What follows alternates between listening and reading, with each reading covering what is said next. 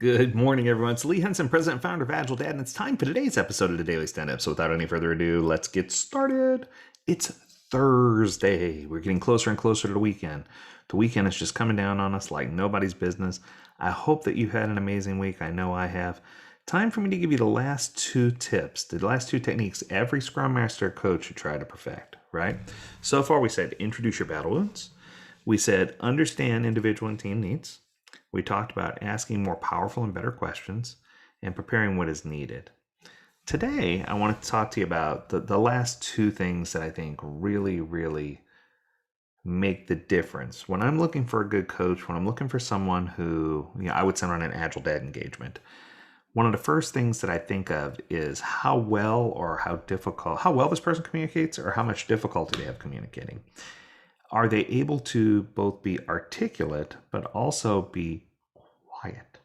And I know that sounds kind of strange, but oftentimes what I find is there's a difference between people who over communicate and people who oversell, right? And I think sometimes people oversell their qualifications as a coach, or they oversell what they're trying to do. And sometimes that's not necessary. You don't need to oversell yourself. If you got the qualifications, if you got the chops, you've got the chops. There's no need to go any deeper and try to outwit yourself, right? Kind of sounds like something Loki would do. Now, you don't want to outwit yourself. So you want to make sure that you are communicating at the right level. And oftentimes, communicating at the right level means knowing when not to say anything at all. So I'm going to say it again. Sometimes communicating at the right level means knowing when not to say anything. And I think that is hard for some people, especially if you're an A-type personality, especially if you're a Scrum Master, especially if you want to be engaging and you want to be powerful and you want to be part of the cool kids club. Sometimes you feel like you need to overextend.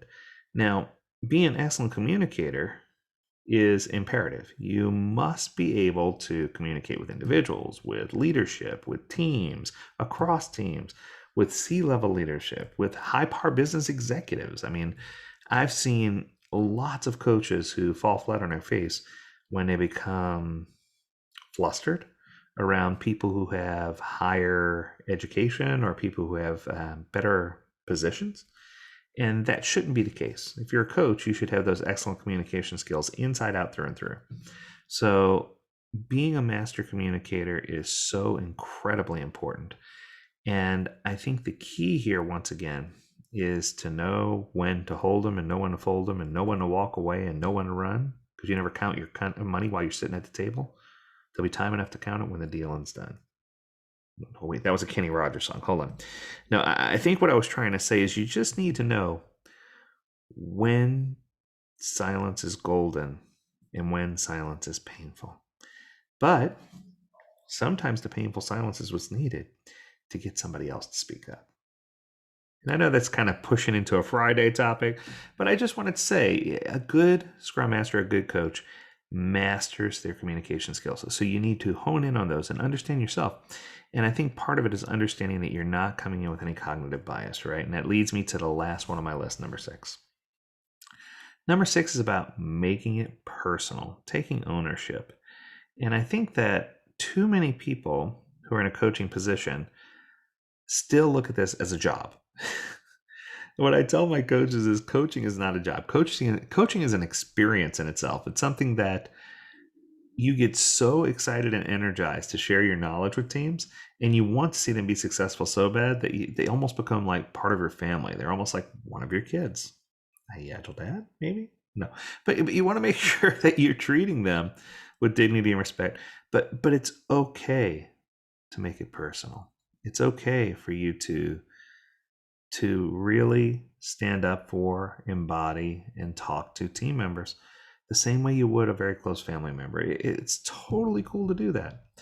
I know for certain that Oprah Winfrey was fired from her first job in St. Louis as a news reporter because she was getting too involved and too close and too personal with the story she was covering. Now, I would argue that was probably a very good idea, right? In fact, that's the kind of person that I want to be an Agile coach. So I'm looking for somebody who's engaging. I'm looking for somebody who keeps things real. I'm looking for somebody who takes things to a personal level. I'm looking for someone who understands who they are and isn't afraid to explore and understand who you are. I want someone who will build relationships with leadership. I want someone who understands and can push things forward. I'm really looking for someone who can tell me a story. And I know that sounds crazy, but I want someone who has the whole package. And the education, and this sounds so weird when I say it, but the education about Agile can almost come after. I mean, do I want someone who's got the experience? Absolutely. But sometimes I think when you're a good, strong coach, your ability to be personable, your ability to be charismatic, your ability to follow through on commitments, those things often outweigh your knowledge of Agile or knowledge of Scrum. So I think that it's important to have both, but I think it's important to make sure that you take that under consideration, because without having that knowledge, it's just going to push you in a way that you don't necessarily want to go, right? So I hope that you enjoyed this short session with the top 6 tips. We broke it into 3 parts because we wanted to make sure we gave each one a credit it deserves.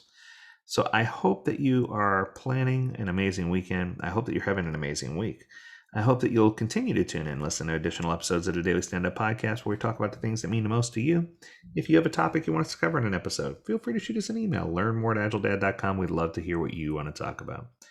So tomorrow's Friday. Get ready for it. Until then, we encourage you to stay healthy, stay well, and stay agile, my friends. Until next time, do take care.